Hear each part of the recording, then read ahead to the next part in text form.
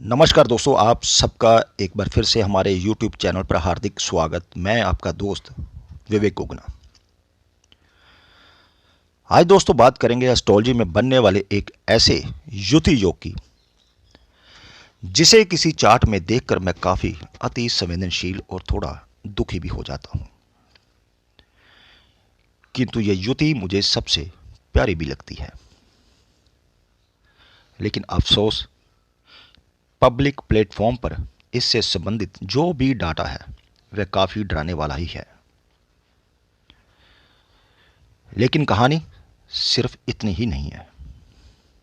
जी हाँ दोस्तों, आज बात करेंगे शनि केतु की युति के ऊपर। लेकिन इस चर्चा को आगे बढ़ाने से पहले एक बार फिर आप सब दोस्तों से, मित्रों से, खासकर उन दोस्तों से जो पहली बार हमारे इस YouTube चैनल पर आए हैं और इस वीडियो को सुन रहे हैं, दोस्तों यदि आपने हमारा चैनल सब्सक्राइब नहीं किया तो कर लीजिए। नोटिफिकेशन बेल का बटन दबाना ना भूलिए। जो भी वीडियो हम अपलोड करें यूट्यूब पर, चाहे वो वैदिक एस्ट्रोलॉजी से रिलेटेड हो या फिर केपी या कस्पल इंटरलिंक थ्योरी के केस स्टडी, जो समय समय पर हम आप दोस्तों के लिए अपलोड करते रहते हैं, आप उन्हें मिस मत करिएगा। और इसी के साथ यदि आपकी भी कोई क्वेरी हो, आप दिए हुए इस व्हाट्सएप नंबर पर हमें मैसेज कर सकते हैं। फीस दोस्तों एप्लीकेबल रहेगी। तो चलिए दोस्तों, बात करते हैं शनि केतु की युति के ऊपर। एस्ट्रोलॉजी में शनि कर्म का कारक है, जबकि केतु बिल्कुल विपरीत गुणों का, यानी कर्म से मुक्ति का रास्ता है। क्या होगा जब दो विपरीत व्यक्तित्व के व्यक्तियों को एक साथ एक रूम में रहना पड़ जाए?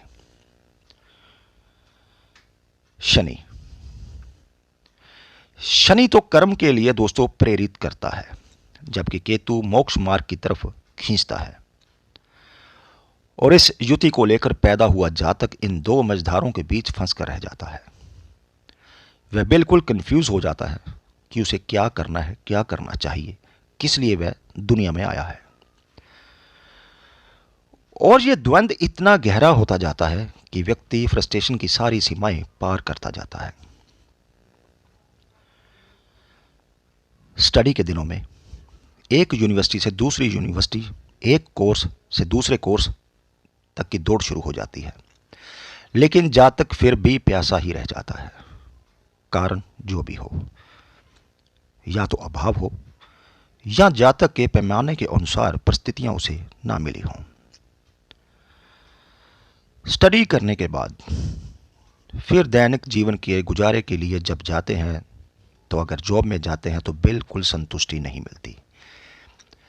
परिणाम, इस जॉब से उस जॉब का दौर भी शुरू हो जाता है और कुछ समय बाद अपने व्यवसाय में प्रवेश कर जाते हैं, क्योंकि कंट्रोल करने की भावना इतनी ज़्यादा होती है कि जॉब आदि में रह ही नहीं सकते। लेकिन दोस्तों रुकिए, इसकी शुरुआत तो बहुत पहले से ही हो चुकी होती है, क्योंकि सर्वाधिक कार्मिक युति जो है,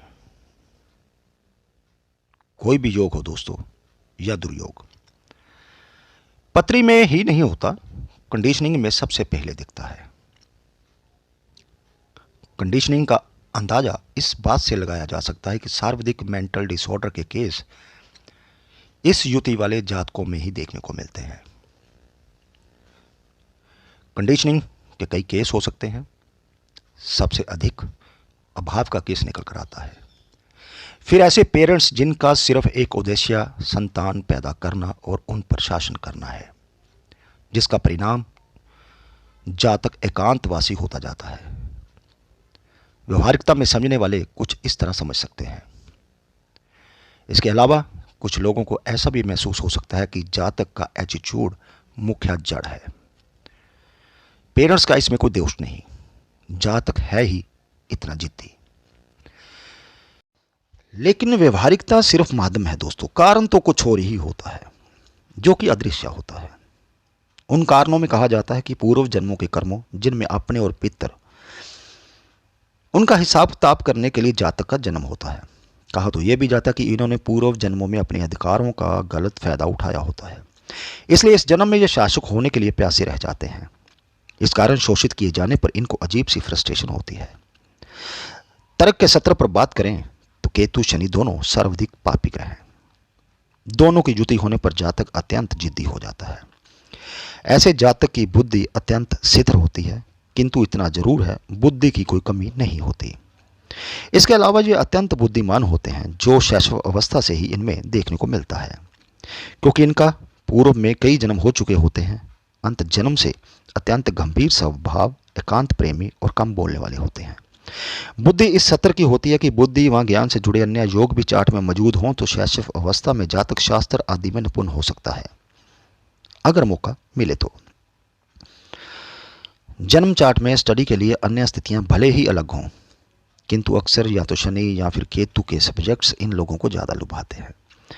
जैसे शनि के political science, philosophy, sociology, Ketu के एस्ट्रोलॉजी और अध्यात्म से जुड़े सब्जेक्ट। दो अत्यंत पापी ग्रहों के कारण इनके स्वभाव में अत्यंत हट होता है दोस्तों। हट के पीछे का वही तर्क फ्रस्ट्रेशन, और वही हट का कारण होता है।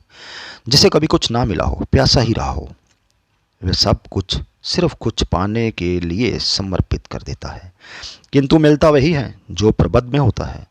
समर्पण कितना भी हो, यही समर्पण हट में, और यही हट फिर मेंटल डिसऑर्डर के रूप में सामने आता है। शुरुआत में ज्ञान की, शासक होने या सब कुछ कंट्रोल करने की भूख होती है। फिर एक समय आता है जब ऑपोजिट जेंडर के लोगों के साथ इनका सामना होता है, किंतु अन्य लोगों की तरह इनको शरीर की भूख नहीं होती, बल्कि अत्यंत गहरा समर्पण, और समर्पण ही होता है, क्योंकि ये सिर्फ देना ही जानते हैं। मैंने जितने केस देखे, शायद ही किसी की प्यास पूरी हुई हो, अर्थात इन्हें प्रेम मिला हो। लेकिन जरूरी नहीं हर बार प्रेम का ही केस होता भी नहीं है दोस्तों, क्योंकि यह महज भावनात्मक भूख और लगाव मात्र होता है। ऐसे ही किसी और तरह की प्यास भी हो सकती है, जिसमें ये अपना सब कुछ लगा देते हैं, किंतु मिलती है सिर्फ फ्रस्ट्रेशन। किंतु इसके बाद ही ये युति अपने मूल स्वरूप में, जब फ्रस्ट्रेशन समाप्त हो जाती है, काम करना शुरू करती है, तब इनको एहसास होता है कि सब कुछ अपने हाथ में नहीं होता, सब हम कंट्रोल नहीं कर सकते।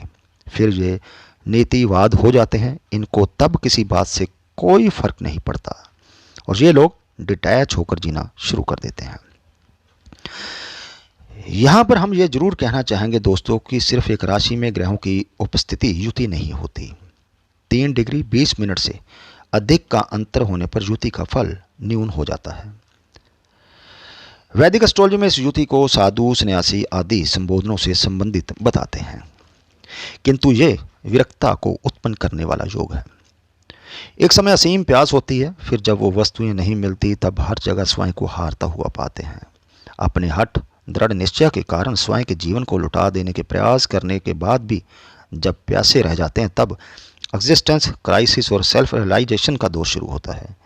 तब पता चलता है कुछ तो है जो इन सब से बढ़कर है, और फिर नीतिवाद में आस्था जागती है। फिर ऐसे लोग सच्चे मन से धार्मिक आस्था वाले हो जाते हैं। तब समझ आता है दुनियादारी की सारी दौड़ मीनिंगलेस है। इन सब से उपजे स्वयं के अंदर असंख्य प्रश्नों का जवाब ढूंढते ढूंढते अक्सर ये लोग एस्ट्रोलॉजी की शरण में भी आते हैं, भले ही जिस समाज में भी पैदा हुए हों, क्योंकि एस्ट्रोलॉजी ही वो सबसे बड़ा माध्यम है जो हमारे अधिकतम सवालों का जवाब दे सकती है। अक्सर ऐसे लोग जब अन्य योग भी सहायक हो रहे हों तो अच्छे एस्ट्रोलॉजर बन सकते हैं, क्योंकि एस्ट्रोलॉजी सीखने, रिसर्च, फलित के लिए जो तटस्थता और धैर्य की जरूरत होती है वो इनमें होती है, जिनका प्रथम उद्देश्य हीलिंग ही होता है। बाकी एस्ट्रोलॉजर हो या ना हो, किंतु एस्ट्रोलॉजी से अनभिज्ञ नहीं होते। अगर अनभिज्ञ हैं तो इसका सीधा सा मतलब है अब भी वो फ्रस्ट्रेशन में ही जी रहे हैं। ऐसे लोगों में दोस्तों हठ अधिक होने की वजह से हठ योगी जरूर हो सकते हैं, किंतु ये सामाजिक जीवन को छोड़कर भागते नहीं, स्वभाव से संत कितने भी हों। लाल किताब, ललकाल किताब में इसे नेकी फरिश्ता से संबोधित करते हैं, इसलिए कि जो जिन परिस्थितियों से गुजर चुका है उसके प्रति संवेदनशीलता आ ही जाती है। अंत सामने वाले को अपनी तरफ से पूरी मदद की कोशिश करते हैं, अपना सब कुछ भूलकर। इस युति के जातक इन परिस्थितियों से गुजरने के बाद दोस्तों बिल्कुल डिटैच होकर जीना शुरू कर देते हैं, अकर्म का पालन करने लगते हैं। किसी भी व्यक्ति आदि से ना मात्र की भी अपेक्षा रखना छोड़ देते हैं। फ्रैंकनेस, हठ आदि तो जन्मजात होते ही हैं। एक्सट्रीम फ्रस्ट्रेशन से गुजरने के बाद मृत्यु आदि का डर भी नहीं रह जाता। सब कुछ नीति पर छोड़ देते हैं, कुछ भी स्वीकार कर सकते हैं। अंत ऐसे लोग बिल्कुल खतरनाक हो जाते हैं। कोई से भी परिस्थितियां इनको विचलित नहीं कर सकती। जब कोई इस माइंडसेट के साथ कुछ करता है तो कई बार असामान्य सा कर जाता है। ऐसे लोग अर्श से फर्श तक का सफर भी तय कर सकते हैं। अपनी सभी कमजोरियों से स्वयं को बाहर निकाल लाते हैं। अक्सर ऐसे लोग ट्रेंड सेटर होते हैं, बिल्कुल आउट ऑफ द बॉक्स सोचने वाले, क्योंकि किसी वस्तु, व्यक्ति आदि में आसक्ति नहीं रह जाती। अंत बिल्कुल तटस्थ स्वभाव होता है। इनके लिए पक्षपात आदि जैसे शब्द नहीं होते। अक्सर ऐसे लोग उन सोशल नॉर्म्स के विरोध में पूरी ताकत से साथ खड़े होते हैं जो इन्हें अनुचित लगता है। उच्च कोटि के दार्शनिक हो सकते हैं, जन्म चार्ट में अन्य परिस्थितियां भी यदि सहायक हों। किंतु दोस्तों, केतु परफेक्शन का कारक भी है, तो ऐसे लोग एक्सट्रीमली क्रिटिकल नेचर के हो सकते हैं। लगन भाव में ही ये युति हो तो स्वयं के प्रति भी। फ्रस्ट्रेशन की वजह से हीन भावना, आत्मविश्वास की कमी भी दिखाई पड़ सकती है। बिल्कुल सरल, डाउन टू अर्थ होते हैं। इनका मुख्य गुण रिसर्च होता है। इनके हाव भाव व्यवहार की बात करें तो लोगों को इनसे बात करके अजीब सा सुकून मिलता है। कारण वही कि भौतिक प्यास नहीं होती, उनकी प्यास का स्तर ऊंचा होता है। बात करने में लगता है भागना चाहते हो, किंतु बात करना पसंद नहीं होता ज़्यादा। ना ज़्यादा लोगों से मिलना जुलना। हाँ, लोगों को देखते ही पहचान लेते हैं, लेकिन फिर भी शांति से खेलने देते हैं, केवल ऑब्जर्व करते हैं। बोलने में बिल्कुल बदतमीज भी हो सकते हैं, कुछ भी बोल सकते हैं। इनकी आंखों में अलग अलग समय, अलग अलग माइंडसेट के लोगों को अलग अलग सी बातें दिख सकती हैं, जैसे अनंत गहराई, प्यास, शांति, भोलापन। कभी कभी फ्रस्ट्रेशन की वजह से इतना नेगेटिव हो जाते हैं कि शरीर का रंग सहित हथेलियां आदि तक काले हो जाते हैं। इसलिए दोस्तों, इस युति को कई बार मैं जन्म जन्मांतर की प्यास कहकर संबोधित करता हूं। तो दोस्तों, ये थी आज की चर्चा। यदि यह चर्चा आपको अच्छी लगी तो प्लीज़ वीडियो को लाइक कीजिए, शेयर कीजिए। कमेंट बॉक्स खुला है, इस युति के ऊपर आप कुछ लिखना चाहें तो आपका वेलकम है। तो चलिए, जल्दी मिलते हैं एक नई जानकारी के साथ। तब तक के लिए दोस्तों, नमस्कार।